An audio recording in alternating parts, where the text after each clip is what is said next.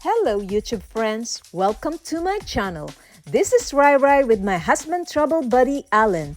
This is our second day here in Copenhagen, Denmark. Join us as we explore this beautiful city. Don't forget to subscribe.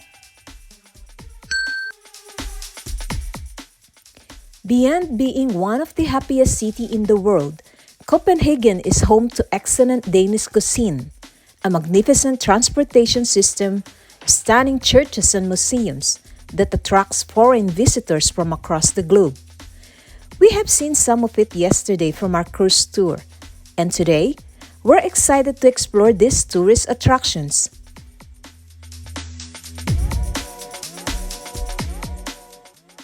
We just passed by the Round Tower, and we're now here in Stroget, which is the shopping center of the city. I'm not really sure if I'm pronouncing this right, okay? But Stroget is a pedestrian car-free shopping area in Copenhagen, Denmark. This popular tourist attraction in the center of the town is one of the longest pedestrian shopping streets in Europe, at about 1.1 kilometer. Located at the center of the old city of Copenhagen, it has long been one of the most high-profile streets in the city. Just few walks away from the Stroget, you'll find the Christianborg Palace. The Christianborg Palace is located on a small island in central Copenhagen. It is still used by the royal family for receptions and as their royal chapel and stable, but it is now primarily the seat of the Danish Parliament, Supreme Court, and the Prime Minister's office.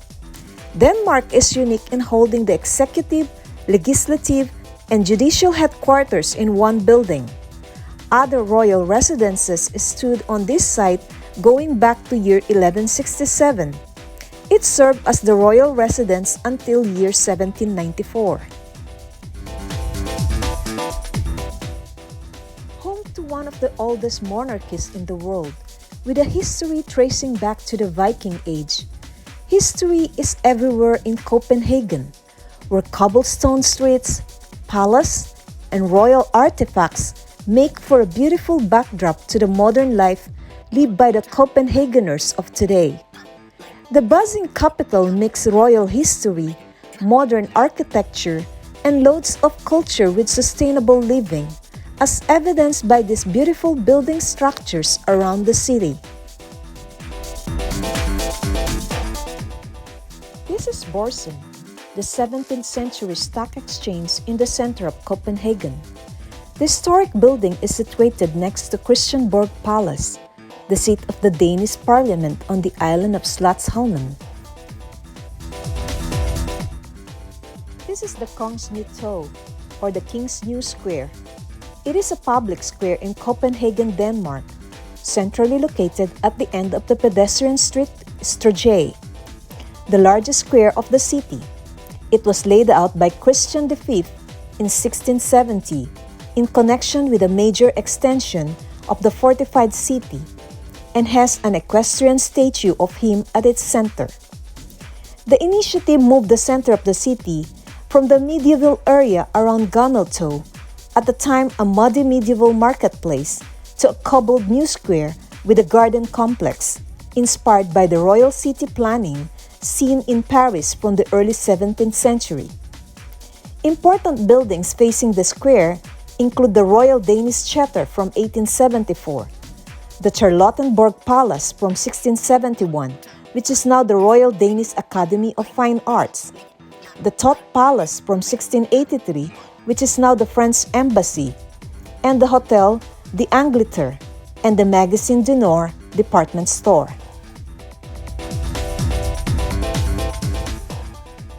As seen on the background is the Memorial Angkor landmark, which can be found in Nyhavn.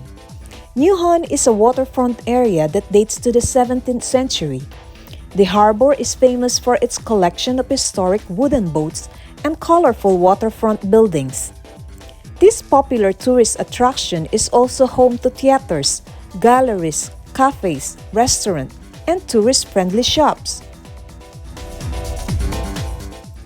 As you walk along Nyhavn, you'll see the other tourist attractions like the Danish Design Center. Here you can see decorative and applied arts as well as industrial designs from the Western world and covering the period from Middle Ages to present day. As seen from afar is the Copenhagen Opera House, which is the home to the Royal Danish Ballet, Opera, and Orchestra. It is also the site of the Royal Danish Opera Academy.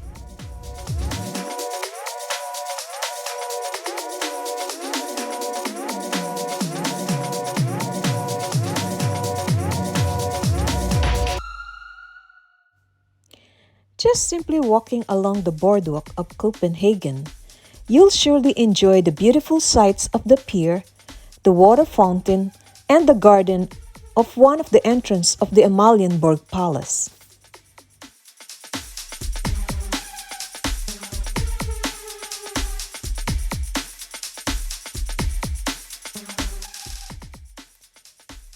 This is the Amalienborg Palace, which is one of the major tourist attractions here in Copenhagen. This large palace complex is the Danish royals' winter home. Four identical palaces face onto an open courtyard where visitors can stand and gaze at the beautiful buildings. It is also where the changing of the guard takes place and where you can see a statue of King Frederick V in 1771. The palace was constructed in the 1700s and is a fine example of Danish Rococo architecture. You can see the Danish Royal Guard performing the changing of the guard daily when they leave the barracks at Gate 100 near Rosenborg Castle at 11:30 in the morning and march along the streets of Copenhagen to the Amalienborg courtyard.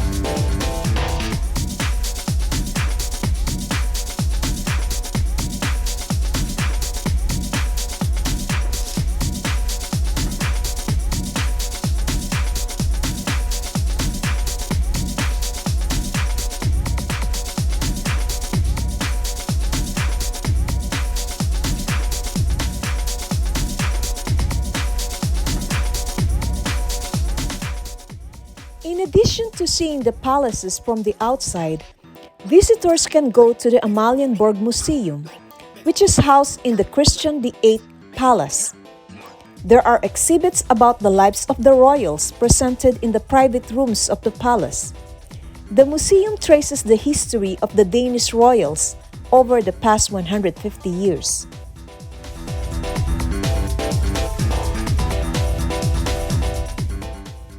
From Amalienborg Palace, you'll see the Frederikskirke. This beautiful church in the Frederikstaden district is also known as the Marble Church because of the Rococo architecture. Construction began in 1740 as part of the 300-year Jubilee celebrations of the House of Oldenburg. The church has an impressive large copper green dome spanning 31 meters and standing on 12 columns. Around the balustrade of the dome are zinc sculptures of historical figures from the Bible, including Martin Luther, the founder of Reformation. Majority of those living in Copenhagen are members of the Lutheran Church of Denmark. The National Cathedral, the Church of Our Lady, is one of the dozens of churches in Copenhagen. There are also other Christian communities in the city, of which the largest is Roman Catholic. Foreign migration to Copenhagen rising over the last 3 decades has contributed to increasing religious diversity. The Grand Mosque of Copenhagen, the first in Denmark, opened in 2014. Islam is the second largest religion of Copenhagen, accounting for approximately 10% of the population. Also found in Copenhagen is the replica of bronze statue of Michelangelo, and I Am the Queen Mary, which is the first ever public monument to a black woman, a regal statue intended to address the country's history as a colonial power.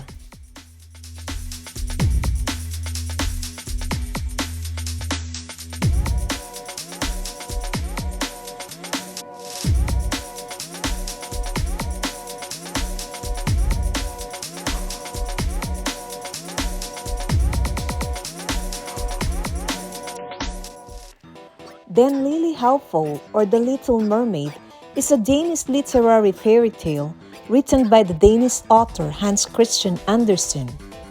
Here in Copenhagen, the statue of the mermaid sitting on top of a small rock is the most famous attraction. It may be overrated, but you can't leave Copenhagen without seeing it and taking a photo. This is the ultimate and most recognizable symbol of Copenhagen.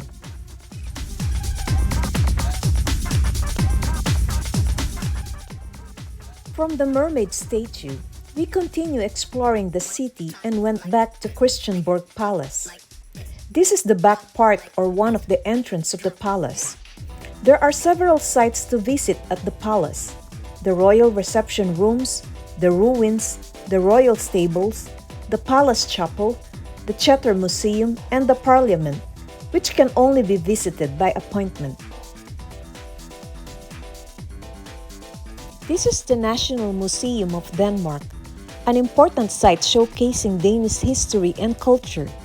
It features a massive collection of Danish artifacts, including a 2,000-year-old chariot, Nordic pottery, Bronze Age weaponry, and more. 14,000 years of Danish history are covered, going as far back as the Ice Age and covering periods like the Middle Ages and Vikings. After a few minutes of walking, we were back to the town hall, or the Radhus. It is a magnificent building on Radhus Square where the 0-kilometer stone is located. At this granite stone, you are in the exact center of the city. Next to the zero stone is a fountain dating back to 1925 and marking the point where the former west gate of the city walls once stood. Across the town hall is the Tivoli Garden, which hold an amusement park, 10 restaurants, and gardens. It was established in 1843 by George Carstensen. At the time, the garden was outside the city walls. It is the second oldest amusement park in the world, and one of the parks that gets the most visitors. We decided to explore the Tivoli Garden the next day. But before going back to our hotel, We visited this chocolate store which is located across the street of Tivoli. Yes, one of each only. Thank you.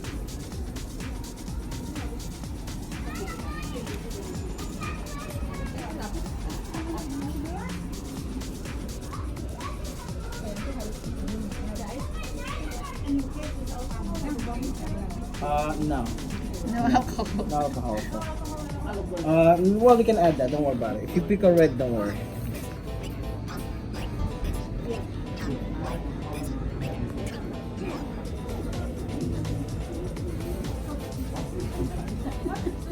No dark chocolate.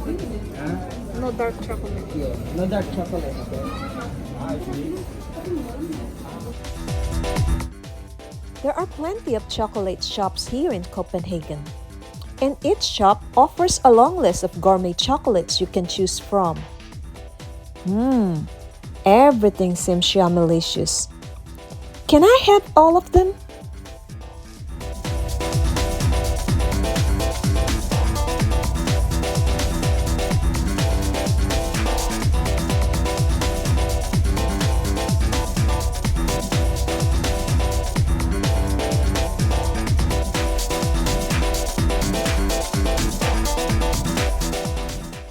This will wrap up our second day adventure. Tomorrow, we will continue exploring the city of Copenhagen, visiting the Tivoli and the Rosenborg castle. So keep on watching, guys. Watch out for our next video. Thank you for watching, and don't forget to like, leave a comment, subscribe, share, and hit on that notification bell for more updates. Bye-bye!